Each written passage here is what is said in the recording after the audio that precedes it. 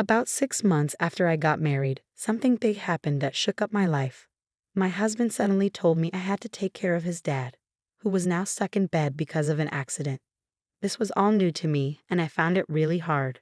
Then, out of the blue, my husband said, "Let's go chill in Hawaii while you handle my dad." So, off my husband and his mom went to Hawaii, leaving me to take care of his dad. They didn't realize the trouble their decision would cause down the road. My name is Mary, and I'm 30 years old.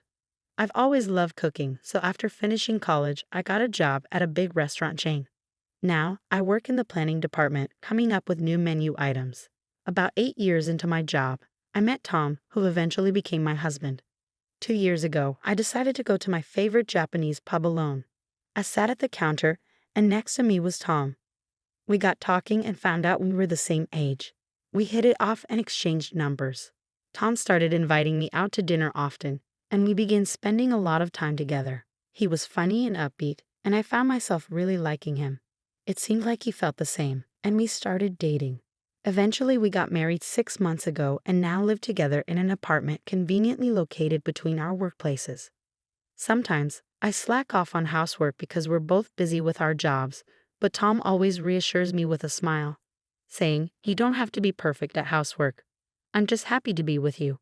I replied, "I wish I could make fancier dinners, but I'm just happy to eat with you." Tom is always so kind, saying, "I treat the people I care about well. I'm so glad to be your husband." I feel the same way, saying, "Me too. I'm lucky to have you." Even after 6 months of marriage, we still have these sweet conversations. I thought our happy days would last forever, but suddenly, everything changed and our happiness disappeared. When I got home from work that day, my husband was already in the living room. Usually, one of us would say, "Hey," but this time, there was an uneasy silence. I nervously asked my husband what was wrong since he looked worried while scrolling through his phone. "Tom, are you okay?" I asked. He replied, "Hey Mary, I'm just really out of it. What's up? You seem scared." I explained, "Oh, it's just that my mom called from your mom's. Your dad was in an accident." I was caught off guard by his unexpected reaction. "What? I didn't expect that. Shouldn't we go see him?" Tom shook his head sadly, saying, "No, we can't." "Why not?" I asked, feeling anxious. "It's just not possible right now," he said. "Mom's taking care of him until he's better." "Oh no," I sighed, feeling helpless. His words made me realize there was nothing we could do at the moment. I let go of his hand and sat down on the sofa. I was worried about my father-in-law. He had just turned 65 and usually took good care of himself, enjoying activities like hiking and golfing on his days off. My husband works for my father-in-law's business, so I knew he must be feeling torn. Not only is he his boss, but he's also his dad. It was hard to imagine him being his usual cheerful self that day when he was clearly upset. A week later, we finally got to visit my father-in-law in the hospital. When I walked into his room, he had a weak smile on his face. "How are you feeling, Dad?" I asked, concerned. He scratched his head apologetically and said, "Mary, I'm sorry for worrying you." I reassured him, "Don't worry, I'm just glad you're safe." He nodded slowly, saying, "I'm okay, but I'll stay in bed for a while." Seeing him smile eased my worries.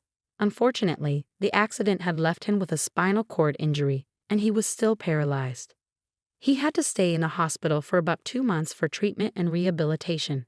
Even after he was discharged, he would need ongoing therapy. While he was away, Tom decided to step in as president of his father's company. It felt strange to have my husband as the boss, even if only temporarily.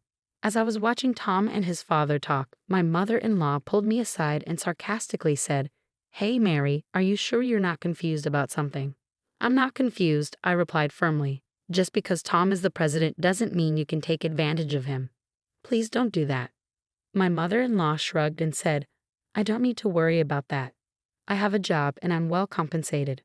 "Fine, but you knew Tom was the boss's son from the start." "What a nasty thing to say," I retorted, feeling frustrated. But it was all in her imagination. I didn't know Tom was the president's son until we had been dating for a while. Since the beginning of our marriage, my mother-in-law had been sarcastic toward me, and I didn't want to be misunderstood or disliked by her. So I spoke up. I didn't get with Tom for money. I was drawn to his personality. "What are you talking about? You act like you know everything about me," she shot back. Well, you won't be able to fool me. I'll never accept you. Never. My father-in-law, sensing tension, asked, "What's going on?"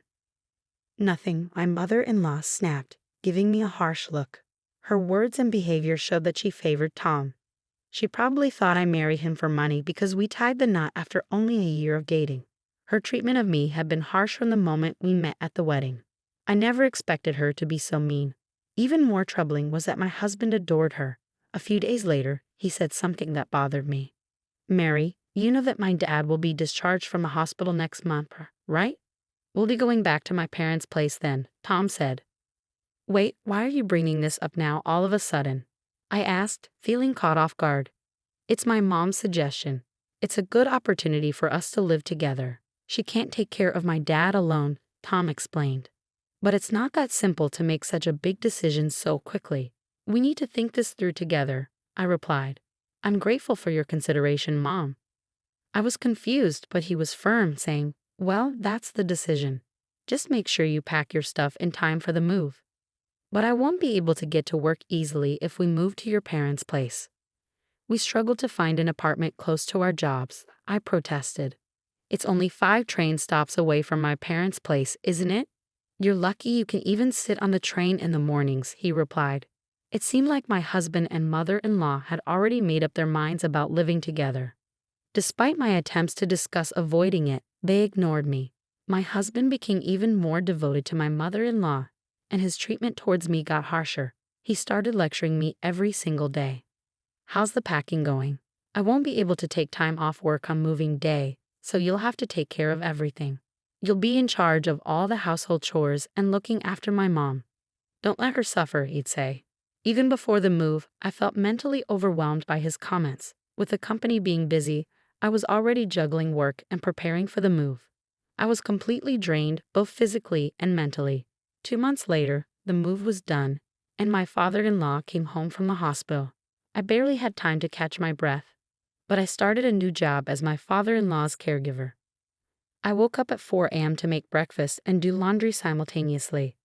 Then I hurried to my father-in-law's room to give him a morning massage and help him change clothes. I had to finish breakfast before my husband and mother-in-law, and once they were done, I assisted my father-in-law with his meals. Finally, after everyone had eaten, I could head to work. Despite all my efforts with caregiving and housework, my mother-in-law was never satisfied. She always seemed to find a way to delay me from going to work in the mornings. "Mary, can you spare a minute?" she'd say. I'd apologize. "I really have to leave right now." "What's the problem now?" "Are you complaining about breakfast?" My mother-in-law's words hit me like a ton of bricks. "I'll talk to you about it when I get back. Now I'm leaving. Don't argue with me. Just stay put," she commanded. I felt a headache coming on as my mother-in-law continued to yell. My heart started racing, and I felt dizzy. Whenever my husband or mother-in-law started with their unreasonable demands, I would get heart palpitations and headaches. But arguing with them only made things worse. The quickest way to get through it was to stay quiet. Because of my mother-in-law's constant complaints, I was always running late for work. My coworkers started to notice, and they were worried because I had never been late before. 3 months had flown by since my father-in-law got out of the hospital, but I still felt like I was running on fumes. After a long day at work, I had to rush home and start cooking dinner, but even my efforts weren't enough to please my husband. "What's the matter, Mary?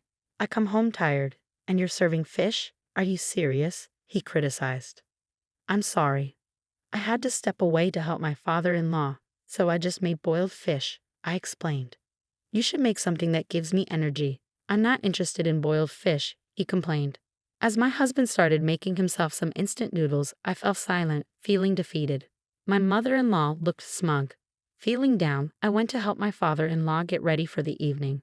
He noticed my distress and asked, "Mary, you look a bit pale. Are you okay?" "I'm fine. Just a bit stressed with work," I replied. "Is that all?" "I've been hearing a lot of arguing between my wife and Tom lately," he said with concern. "It's my fault. I'm not very skilled at a lot of things," I admitted sadly. "I don't see it that way," I replied, forcing a smile and fibbing to my father-in-law. It was the only way I could keep myself going. The truth was, I had always wanted to leave, but what would happen to my father-in-law if I did? I couldn't just walk away from everything. As the end of the year approached, I had some days off from work, but I spent them cleaning the house.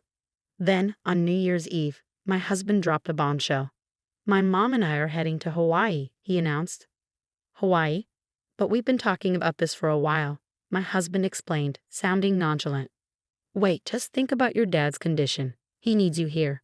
Besides, you're off work, so we should do something together," I pleaded. They both had smug looks on their faces as they showed me their packed carry-on bags. It seemed like they found my confusion amusing as they struggled to contain their laughter. As they walked out the door, my husband casually said, "You'll take care of my dad while we're in Hawaii.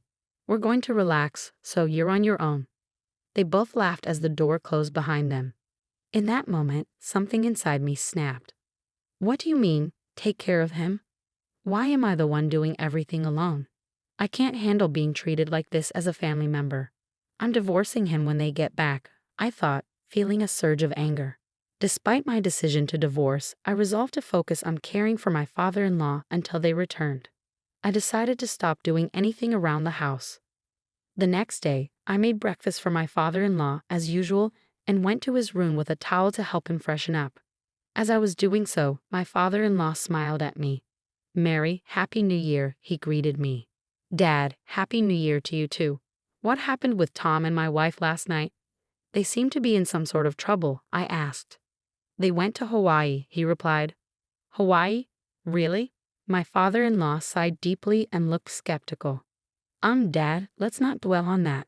I'm sorry for everything. But wait a second. What are your thoughts?" I apologized and then asked for his opinion. I've actually been able to get out of bed on my own for a few days now. I was waiting for the right moment, but I never expected it to happen like this, my father-in-law explained with a smile, speaking slowly. It turned out that my father-in-law had noticed how unfairly I was being treated. I had asked my mother-in-law and husband to help me with errands, but they had ignored me. Additionally, the company's executive director had contacted my father-in-law, reporting that my husband, who was acting as president, was not following proper procedures and was abusing company funds for this trip. So my father-in-law contacted a company representative to monitor my husband's behavior. They discovered that my husband had been slacking off at work, which angered everyone. My father-in-law was supposed to take back his position as president after the new year, but instead he decided to fire my husband. Since the house was in my father-in-law's name, while they were away, we changed the locks and made plans to keep them out when they returned. As I went to the city office to pick up 2 divorce papers, a week passed. Suddenly, I heard banging on the front door and the intercom ringing repeatedly. It was my husband and mother-in-law just back from Hawaii trying to get in. I responded to them through the intercom. "Welcome back. How was your trip?" I asked politely. "Mary, open the door right now." "I can't open it," my husband demanded. "I can't do that. My father-in-law warned me not to let them in." "What? What are you talking about?" "Hey, did you enjoy your trip? You know that was company funds, right?" I asked, trying to keep my tone light. I didn't know," my husband stammered, looking flustered. I couldn't help but chuckle as I watched their reactions on the monitor. Then my father-in-law, who had been listening in, chimed in from the side. "So you really use company money, son? Why, you're not even supposed to be able to walk," my father-in-law said incredulously. "I've been able to walk for a few days now, thanks to Mary helping with my rehabilitation. And the managing director told me about your shady behavior at work," my father-in-law explained. "Who's the managing director?" my husband asked, clearly caught off guard. "No, Dad, that's not true. You've been fired and you need to leave my office right now," my husband declared angrily. "Pack your things and get out." Through the monitor, my husband started to cry, pleading, "Mary, you won't leave me, will you?" He reached out to me. "What are you talking about? Do you have any idea how I've felt since you decided to move in with your parents without asking me? You, along with your mother, took advantage of me and forced me to take care of your father. Do you know how hard it's been for me?" I snapped back at him as he grabbed onto me. "Mary, calm down. I'm sorry. He apologized, tears streaming down his face. "Your apology means nothing to me. When you left on that trip, I realized it was pointless to continue this family with you. I'll be living on my own. I don't want someone like you," I told my husband firmly. He looked stunned as he backed away, and my mother-in-law rushed to support him. It was a heartbreaking scene between a mother and her son. Then my father-in-law stepped forward, holding the divorce papers I had received. He made them fill out the papers right then and there, and I escorted them out and locked the door. They pleaded with me to open the door, but my father-in-law remained silent. I haven't seen them since. Rumor has it that they're both unemployed and struggling to find a place to stay, sleeping in a comic book cafe and working odd jobs. It's a far cry from the life they were living before, but it's the consequence of their actions. After the divorce, my father-in-law told me, "I'll hire a housekeeper from now on, so you're free to go." I took him up on his offer and moved to a place near my work. Now I'm living a comfortable and fulfilling life. I'm incredibly grateful to my father-in-law for rescuing me, and I'm determined to repay him however I can.